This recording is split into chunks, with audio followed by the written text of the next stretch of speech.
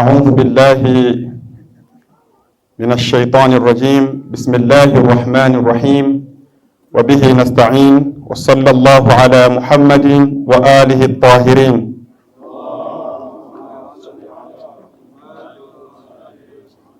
Baada ya kumshukuru Mwenyezi Mungu na kuzitaka rehema na amani zimwendee mtukufu wa daraja, leo ni siku ya pili ya mwezi mtukufu wa Muharram, mwezi ambao kwa mujibu wa Kiislamu ndiyo mwezi wa kwanza. Kama ambavyo nchi mbalimbali husherekea mwanzoni mwa mwaka, basi ilipaswa Waislamu katika mwezi huu wa kwanza wa Kiislamu nao pia washerehekee. Lakini kutokana na kwamba katika mwezi huu tumekumbwa na msiba mzito ambao uliotokea, nao ni wa kuuawa kishahidi mjukuu wa Mtume al-Imam al-Hussein alayhi salam.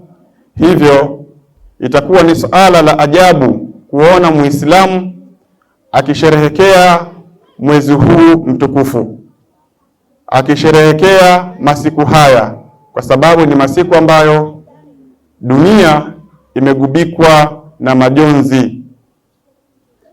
Na usiku huu wa pili nitapenda nizungumzie maudhui ambayo kichwa cha mada kinasema uvumilivu wa Ahlul Bait, kielelezo cha juu cha kuigwa, yani uvumilivu waliouonyesha Ahlul Bait alayhimussalam katika maisha yetu. Sisi tunapotaka kuiga uvumilivu huu, tutambue ya kwamba uvumilivu wao ni kielelezo cha juu kabisa ambacho hakina kielelezo kinachoweza kulingana na kielelezo hiki ambacho watu wanapaswa wakiige. Uvumilivu ni nini? Uvumilivu katika lugha ya Kiarabu ndio hiyo tunasema kwa Kiswahili subira au sabr. Kwa Kiswahili tunasema subira, wengine husema subira huvuta heri. Uvumilivu ni kujizuia kwa kilugha. Ama katika lugha ya kiistilah, uvumilivu una maana hii katika lugha ya kisheria ya kwamba ni kujizuia katika yale yanayotakiwa na akili na sheria, au kujiepusha na yale ambayo akili na sheria zinakataza tujiepushe nayo. Kwa maana nyingine ni kujizuia katika mambo yanayochukiza kwa lengo la kutafuta radhi za Mwenyezi Mungu Subhanahu wa Ta'ala. Sasa tunapotazama taarifu ya neno uvumilivu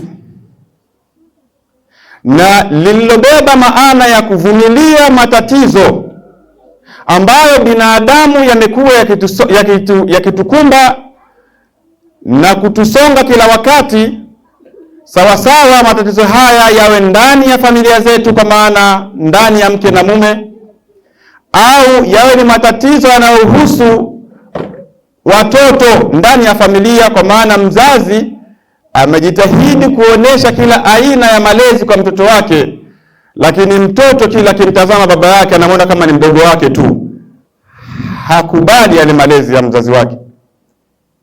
Kwa hiyo hapa uvumilivu pia unatakikana, na katika nyanja zote za kimaisha. Kupitia uvumilivu huu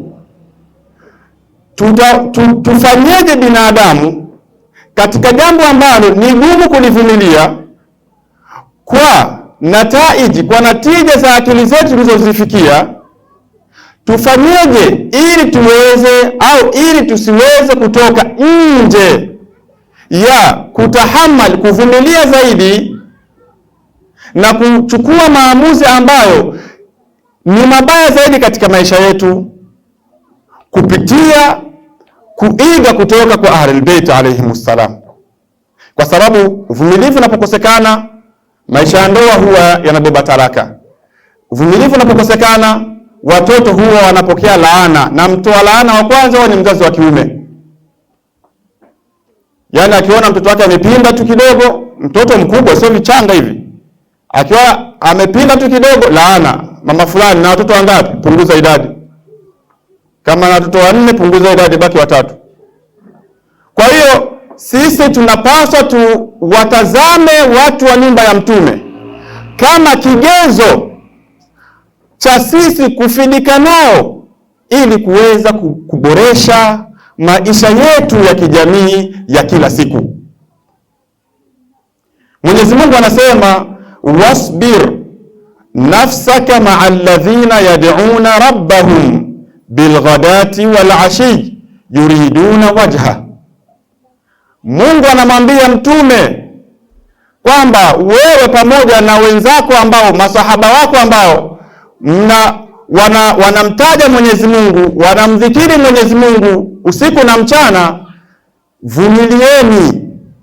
Mnapitia maudhi, ndiyo, Mungu anayaona, lakini vumilieni huku mkitaraji nini? Wajha Allah, mkitaraji fadhila zake, rehema zake Mwenyezi Mungu Subhanahu wa Ta'ala. Tuangalie sasa Ahlul Bait ni mambo yepi au ni nyanja zipi waliweza kuonesha uvumilivu wa hali ya juu. Nyanja ya kwanza ambayo Ahlul Bait alayhimus salam waliweza kuonyesha nyanja za juu za uvumilivu ni uvumilivu wao ambao waliokuwa nao, na ambao uvumilivu huu wa kwanza hufungua milango ya uthabiti wa kiroho. Uvumilivu ambao walioufanya Ahlul Bait, tunapotazama huu uvumilivu, tunapotazama subira waliokuwa nayo, tutambue ya kwamba subira hii ambayo wao wameifanya kwetu kama darsa, tunapoiiga subira hii, basi subira hii itakuwa ni sababu ya kufungua milango ya uthabiti wa kiroho. Yaani roho zetu zitakuwa ni thabiti na hatutotetereshwa na miyumbo na mitetemo na mawimbi ya baharini. Kuna mtu kila upepo unapovuma naye huvuma nao. Matatizo tu kidogo ya kifamilia, basi kama ni mwanamke anaona labda mume wake ana mapungufu, patapitwa siku hiyo, anashindwa kusimama thabiti na kumwelewa vizuri mume wake na kumvumilia. Inawezekana kila anachomtuhumu nacho ni cha halali kwake, wewe unajuaje? Na kama ni cha halali wamtuhumu kwacho, maana yake utakuwa unaenda kwenye ngazi za kupingana na Mwenyezi Mungu Subhanahu wa Ta'ala. Au mwanaume anaona familia yake inatekeleza jambo ambalo linafurahika katika dini, anakuwa ni kigezo cha kumnyima mke wake usingizi, kwa maana kila siku mke ni mawazo, mwanaume hamjali. Kuna wanaume nchini kwetu hata kutoa malazi, kutoa vyakula kwa watoto na familia yake hawatoi. Kwa hiyo endapo tutaiga uvumilivu waliokuwa nao Ahlul Bait alayhimus salam, tutambua kwamba uvumilivu huo utakuwa kwetu sisi ni sababu ya kusimama imara